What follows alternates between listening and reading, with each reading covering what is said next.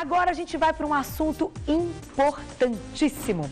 Já falamos sobre isso, como eu disse na escalada para vocês, com uma psicóloga, né? Então a gente viu e ouviu o assunto do ponto de vista de uma psicóloga. Hoje a gente vai retomar o assunto de transtornos alimentares, mas conversando com uma nutróloga que vocês adoram e eu também. Quem é ela? Doutora Liliane Opperman, seja bem-vinda. Tudo bem, linda, como sempre. Presta atenção, meninos, aproveitem que hoje a gente não está atrás da bancada. Olha isso. Olha aí, dá um close, porque ela está cada dia mais linda. Seja bem-vinda, viu? E você é a grávida mais linda. Ah, obrigada, não. Mas, ó, vou te falar, um negócio não é fácil, não. Não. Deixar a boca, né, assim, certinha, uma disciplina durante esses 9 meses que, ó, eu sou disciplinada, mas tô ralando. Né, porque dá fome. Dá fome, Então, nossa. você tem que escolher o alimento certo. Não é fácil, não. Mas, graças a Deus, tá dando Você tudo certo. tá conseguindo, eu tenho Tô conseguindo. certeza disso. Ai, meu Deus, então tá bom. Entrei no 6º mês, né? Você viu? Aff. Mas daqui a pouco a gente mostra a barriga para a doutora Liliane. O assunto, como eu citei agora, é transtorno alimentar. A gente já falou sobre isso com uma psicóloga e, de fato, é diferente do ponto de vista de uma nutróloga. Então, quando chega um paciente para você que apresente um transtorno alimentar, qual a sua primeira decisão? O que deve ser feito ali para que aquela pessoa entre de novo em equilíbrio, né? Olha como é complicado, por isso que é interessante a visão do psicólogo e a visão do nutrólogo. Uhum. Geralmente o paciente com transtorno, ele não vai procurar a ajuda do profissional, seja ele o médico, seja ele o psicólogo, devido ao transtorno. Uhum. Nós temos que perceber, às vezes a pessoa vai nos procurar para emagrecer. Entendi. Vai nos procurar porque, enfim, está querendo melhorar alguma aparência, flacidez, e aí a gente é muito sutil você desconfiar disso, para poder também encaminhar para o psicólogo, porque é importante essa questão da equipe multidisciplinar. Uhum. Ele vai ter uma função, o médico vai ter outra função, e o nutricionista uma outra função. Perfeito. Então, eu acredito que para o transtorno, toda a equipe seja importante. Agora, tem pessoas que passam anos e anos e ninguém desconfia, nem mesmo os familiares. Ai, terrível isso, né? Porque alguns transtornos têm a questão da imagem, da magreza, tipo anorexia, então é muito fácil. Mas a bulimia, por exemplo, onde a pessoa tem um índice de massa corporal muitas vezes normal, tem uma vida normal, e aí ninguém passa consegue anos perceber. E anos e ninguém desconfia. Quais hoje são, então, os transtornos mais comuns? Aqueles que você identifica, né, no consultório, que aparecem mais? Os mais comuns são a anorexia nervosa. Tá. Onde a pessoa ela tem um distúrbio de imagem, ela se vê gorda e na verdade está abaixo do peso ou muito próximo do limite. Uhum. A bulimia, onde a pessoa ela tem um peso normal, só que ela tem episódios de compulsão seguidos pelo arrependimento e o fato de você colocar para fora aquilo que você comeu de alguma forma, seja vômito, seja laxante, sejam diuréticos, seja atividade física extenuante. Então não só o vômito. Não só o vômito. Pode ser colocado para fora de outras formas. De outras formas. Você não sabia. Tem até o transtorno de ruminação, que a pessoa que não consegue vomitar, ela mastiga e cospe o alimento. Ela sente o sabor e cospe o alimento. Mentira. Aliás, tem vários novos transtornos surgindo aí, né? Então conta. Então, e o terceiro, que também é frequente, que é o transtorno de compulsão, onde, ao contrário da bulimia, não tem essa compensação.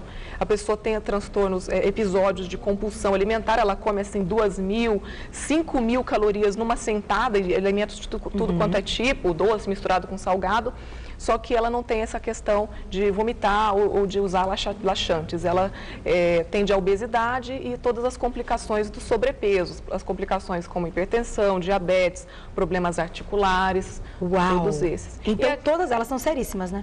Todas são seríssimas. E tem as da moda, né? Por exemplo, a vigorexia.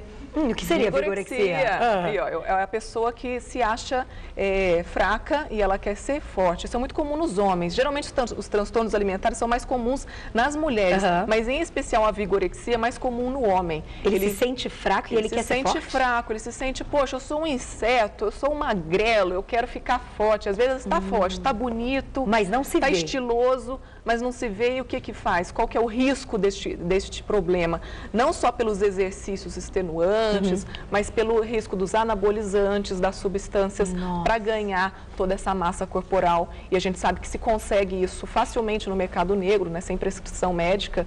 E, infelizmente, isso é uma realidade e pode levar a câncer, enfim, uma série de problemas por conta dos anabolizantes. Inclusive morte, né, gente? Eu já vi matérias, né, enfim, jornais e tudo mais, explicando aí aí que o uso excessivo desses anabolizantes ou mesmo outros produtos vendidos no mercado negro, em excesso levaram até a morte. Tem que ter prescrição médica para isso? Tem. Em alguns casos se precisa usar algum hormônio, mas é um caso onde se constate laboratorialmente a baixa daquele hormônio. Agora, a pessoa, às vezes, um carinha de 20 anos, que está com tudo, os hormônios tudo lá em cima, e ela vai usar um anabolizante. Aí é bastante complicado. Então, doutora Liliane, explicamos quais são os principais transtornos.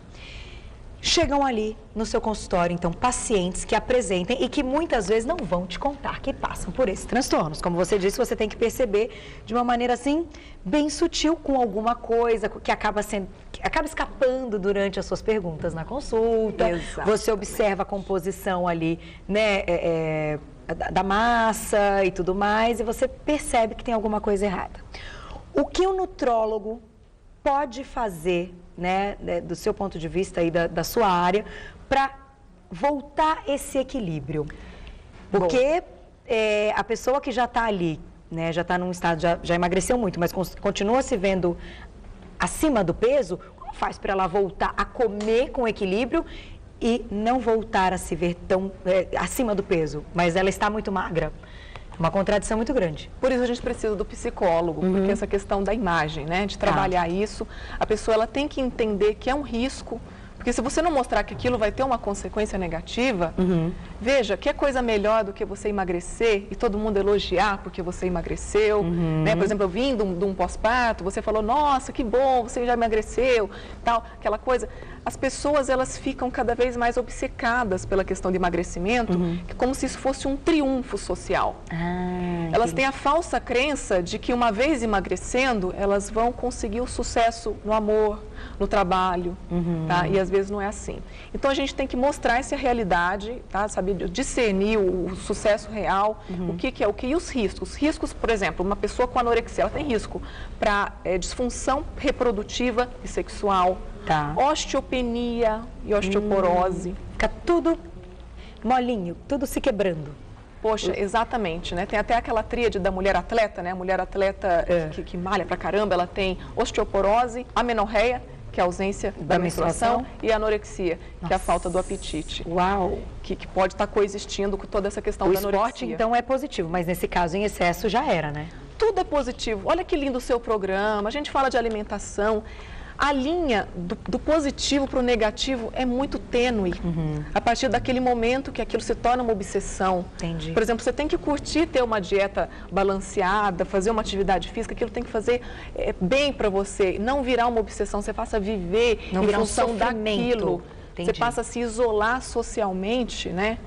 Tem um outro transtorno que é a ortorexia, né? Aquela pessoa que quer ser correta em tudo, então ela só quer alimentos que tenham antioxidantes, que tenham isso, que não tenha gordura trans e seja orgânico, ela passa a ser antissocial, ela não consegue ir numa festa. Verdade. Ela não consegue nada. Isso é um transtorno, como se chama? Ortorexia. Orto de correção, né? Isso eu acho que eu já tive, eu já passei numa fase por isso. É muito comum as pessoas... Eu não conseguia viver socialmente, assim, eu ia num lugar e eu não comia nada que tinha no lugar. É mesmo? Eu olhava, não, isso não, isso não, isso também não, isso também não, e não comia nada.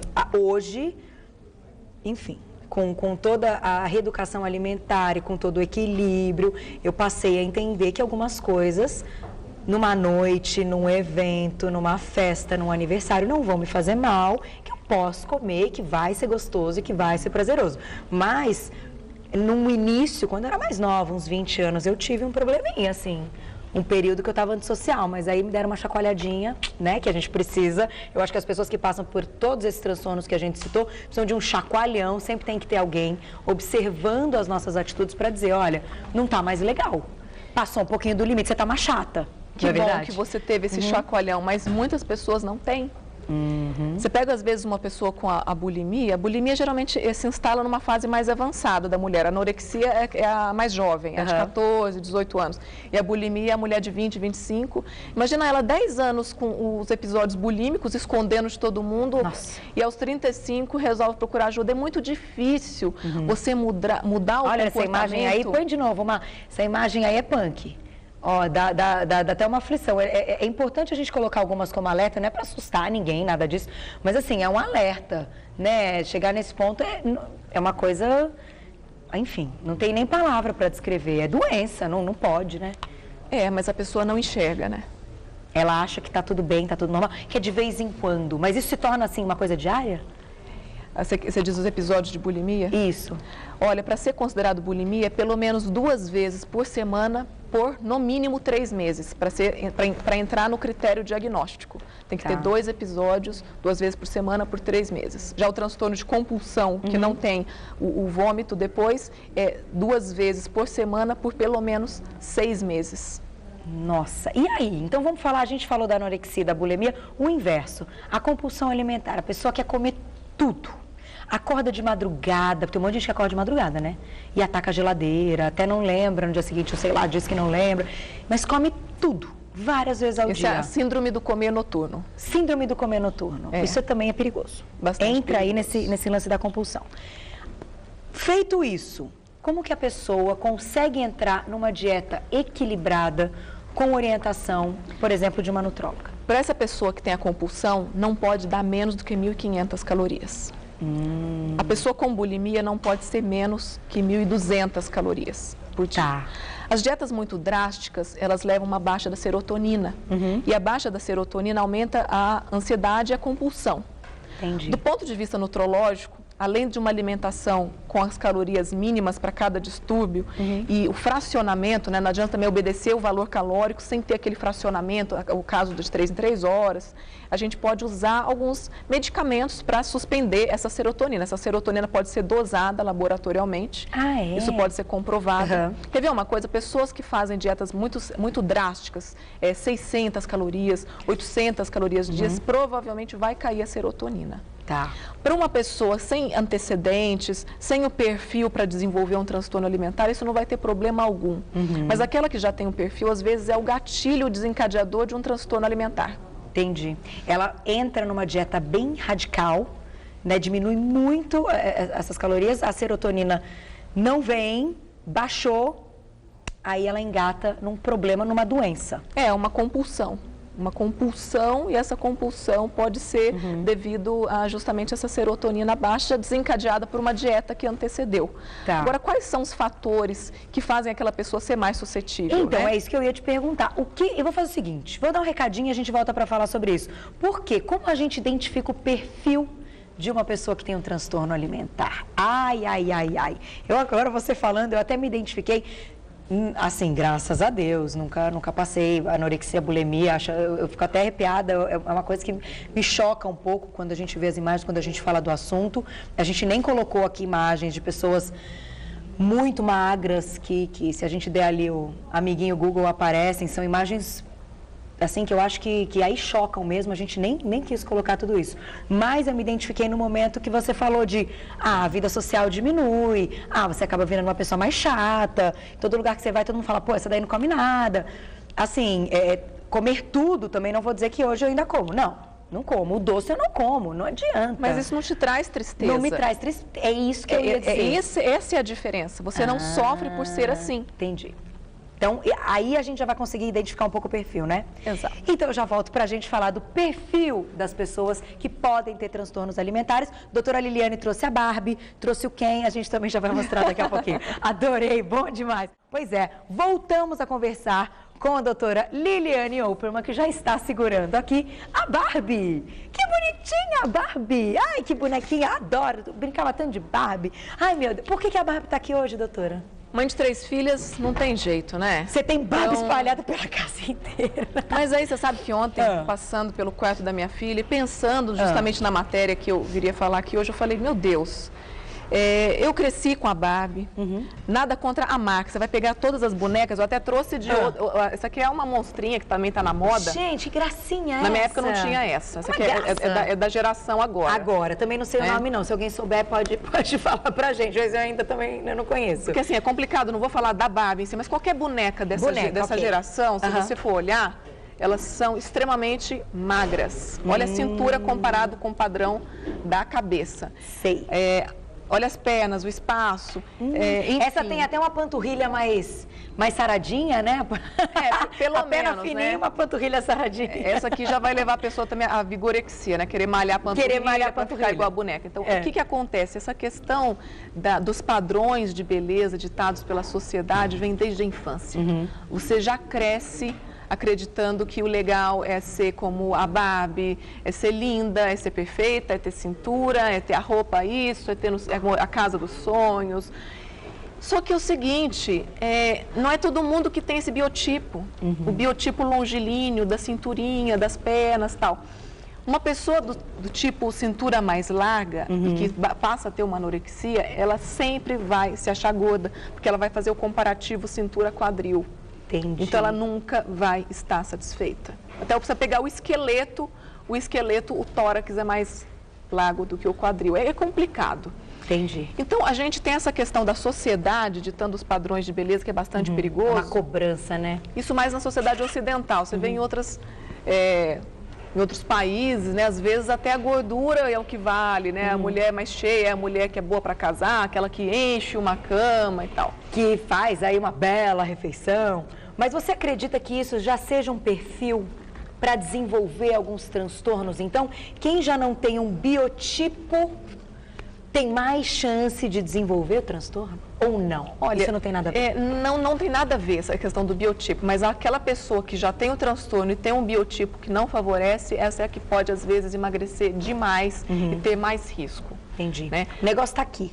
Está na mente. Então, assim, é muito comum as pessoas com transtorno alimentar ter na infância uma mãe que cobrou, sabe, que foi muito perfeccionista com a alimentação. Aí precisa tomar cuidado. Ou aquela pessoa, pois é. Precisa Precisa tomar muito, é muito tênue. Você vê, eu trouxe a minha filha aqui, ela falou tão bonitinho, mas ela falou que também come o fast food, né? Ela que tem gosta da batatinha frita de vez em quando. Para que ela não futuramente tenha um transtorno assim. Entendi. E tem também outros padrões, né? Pessoa com histórico de abuso de álcool e drogas na família, separações, bullying na infância devido à aparência, o gordinho, né? Às vezes até professor de sala de aula, eu tenho paciente que chegou a falar, eu quando era criança, o meu professor falou, o gordinho, fica quieto. Sabe uma coisa desse tipo? Sei. Que assim, é inocente, mas fica lá no subconsciente, aquela pessoa futuramente pode desenvolver um transtorno de autoimagem e gerar todo esse sofrimento. Olha, é um assunto que a gente poderia ficar aqui o dia todo conversando, inclusive estou recebendo aqui vários casos, mas hoje, infelizmente, não dava para a gente falar de caso a caso. A ideia era explicar mesmo com uma visão da doutora Liliane Opperman, que é nutróloga, e saber como a gente pode sair deste problema. Tem que tomar uma atitude, tem que procurar um médico, tem que entrar numa dieta equilibrada, bacana, até porque a pessoa que está com anorexia ainda fica desnutrida e pode morrer mesmo. Algumas precisam de hospitalização. Então, que já chega no grau muito complicado. Então, o nosso intuito aqui é orientar. A principal orientação que fique é: procure um médico, se identifique com o problema e vá atrás de um médico. Claro que para saber mais sobre o assunto, você pode entrar em contato com a doutora Liliane Opperman. O site é o www.doutoraliliane.com.br www.doutoraliliane.com.br. Obrigada por tudo, adoro quando você vem. Beijo. Obrigada. Ótimo finalzinho aí de feriadinho, emendinha. Sábado e domingo bombando com as filhotas. E até logo mais. Não demora, viu? Pode Beijo. deixar. Estourei tudo que podia, que não podia. A gente vai ficando por aqui. Ótimo final de semana. A gente volta segunda. Beijo pra vocês. Até 12:30.